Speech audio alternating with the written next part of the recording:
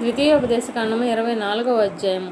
ఒకడు స్త్రీని పరిగ్రహించి ఆమెను పెండ్లి చేసుకొనిన తరువాత ఆమె యందు మానభంగ సూచన ఏదో ఒకటి అతనికి కనబడినందున ఆమె మీద అతనికి ఇష్టము తప్పిన ఎడల అతడు ఆమెకు పరిత్యాగ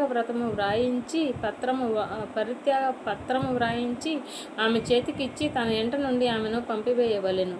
ఆమె అతని ఇంట నుండి వెళ్ళిన తరువాత ఆమె వేరొక పురుషుని పెండ్లి చేసుకొనవచ్చును. ఆ రెండవ పురుషుడు ఆమెను వల్లక ఆమెకు పరిత్యాగ పత్రము వ్రాయించి ఆమె చేతికి ఇచ్చి తన ఇంట నుండి ఆమెను పంపివేసిన ఎడలనేమి, ఆమెను పెండ్లి చేసుకొనిన పిమ్మట ఆ రెండవ పురుషుడు చనిపోయిన ఎడలనేమి, ఆమెను పంపివేసిన ఆమె మొదటి పెనిమిటి ఆమెను పెండ్లి చేసుకొనుటకై ఆమెను మరలా పరిగ్రహింపకూడదు. ఏలయనగా ఆమె తన్ను అపవిత్రపరచుకొనెను. అది యెహోవా సన్నిధికి హేయము. కనుకని దేవుడైన యెహోవా నీకు స్వాస్థ్యముగా ఇచ్చుచున్న దేశమునకు పాపము కలుపుకుండునట్లు మీరు అలాగూ చేయకూడదు. ఒకడు కొత్తగా ఒకదానిని పెండ్లి చేసుకొని సేనలో చేరిపోకూడదు. అతని పైన ఏ వ్యాపార భారమును మోపకూడదు.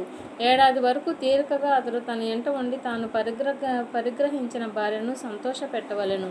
తిరగటినైనను తిరగటి మీద దిమ్మనైనను తాకట్టు పెట్టకూడదు. అది ఒకని జీవనాధారమును తాకట్టు పెట్టినట్లే. ఒకడు ఇజ్రాయేలు కుమారులైన తన సహోదరులలో ఒకని దొంగిలుట కనుగొనబడిన ఎడల అతడు వాని తన దాసునిగా చేసుకొనినను ఆమె మనసును ఆ దొంగ చావవలెను. అలాగు చేసిన ఎడల ఆ చెడుతనమును మీ మధ్య నుండి పరిహసించుదురు. కుష్ఠరోగ విషయమున యాజకులైన లేవీయులు మీకు బోధించు సమస్తమును చేయుటకు బహుజాగ్రత్తగా ఉండుడి. నేను వారికి ఆజ్ఞాపించినట్లు చేయుటకు మీరు జాగ్రత్తగా నుండుడి. మీరు ఐగుప్తులో నుండి వచ్చినప్పుడు త్రోవలో నీ దేవుడైన యెహోవా మిర్యామునకు చేసిన దానిని జ్ఞాపకముంచుకొనుడి. నీ పొరుగువానికి ఏదైనను నీవు ఎరువిచ్చిన ఎడల అతని యొద్ద తాకట్టు వస్తువు తీసుకొనుటకు అతని ఇంటికి వెళ్ళకూడదు. నీవు బయట నిలువవలెను. నీవు ఎరువిచ్చిన వాడు బయటనున్న నీ యొద్దకు ఆ తాకట్టు వస్తువును తెచ్చి ఇచ్చును. ఆ మనుషుడు బీదవాడైన ఎడల నీవు అతని తాకట్టును ఉంచుకొని పండుకొనకూడదు. అతడు తన బట్టను వేసుకొని పండుకొని నిన్ను దీవించున్నట్లు సూర్యుడు అస్తమించినప్పుడు నిశ్చయముగా ఆ తాకట్టు వస్తువును అతనికి మరలా అప్పగింపవలెను.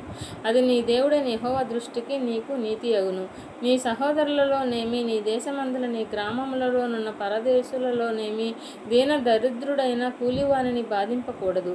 ఏనాటి కూలి ఆనాడు ఇయ్యవలెను. సూర్యుడు అస్తమింపక మునుపు వానికి ఇయ్యవలెను.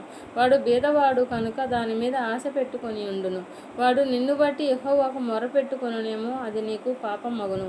కుమారుల దోషములను బట్టి తండ్రులకు మరణశిక్ష విధింపకూడదు. తండ్రుల దోషములను బట్టి కుమారులకు మరణశిక్ష విధింపకూడదు. ఎవని పాపము నిమిత్తము వాడే మరణశిక్ష నొందును. పరదేశికే గాని తండ్రి లేని వానికే గాని న్యాయము తప్పి తీర్పు తీర్చకూడదు. విధవరాలి వస్త్రమును తాకట్టుగా తీసుకొనకూడదు. నీవు ఐగుప్తులో దాసుడివై ఉండగా నీ దేవుడైన యెహోవా నిన్ను అక్కడ నుండి విమోచించినని జ్ఞాపకము చేసుకొనవలెను. అందుచేత ఈ కార్యము చేయవలెనని నీకు ఆజ్ఞాపించుచున్నాను.